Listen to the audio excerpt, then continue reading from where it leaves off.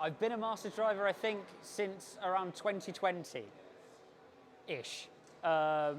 Firstly, competing actually for the first time in this car, this E-Type Jag, and the Lola T70, which is just off camera behind. And I absolutely love racing with Masters Historic.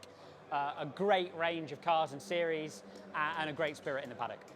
So the Mustang's 1,200 kilos, very big and heavy, like racing a boat, really.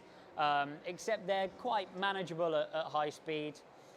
In terms of pre-66 GT or gentleman drivers, the cars feel much sort of lighter, more malleable, especially the E-Type Jag, which has independent suspension, so it's a lot easier to handle, feels a lot more like a modern racing car. And then I began my career racing in Le Mans prototypes. So the Lola T70 I race in the Masters Historic Sports Cars feels basically like an LMP2 car with all of the downforce taken away, very much like a modern racing machine. I think the incredible thing about historic racing is each one of these machines is totally bespoke.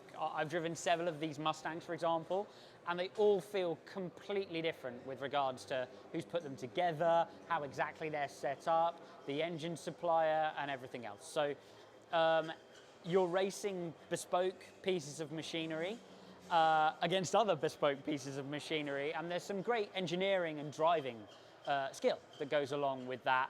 And of course, the analog nature of racing these historic cars is always thrilling for the driver.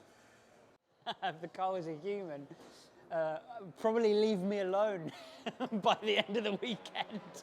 I always feel, when you're driving these historic cars, you're always like, everything you do in it, you have to go quickly. But I always find myself going, oh, sorry, all the way around the racetrack. So you try and do the minimum possible in everything to make sure you get the result. So yeah, leave me alone, is what the car would say. We just finished a Mini, and I need a name for that. So if anybody in the comments wants to suggest a name for the Mini, I'm happy for you to do so, and I'll check in and maybe choose one of them. I can't promise.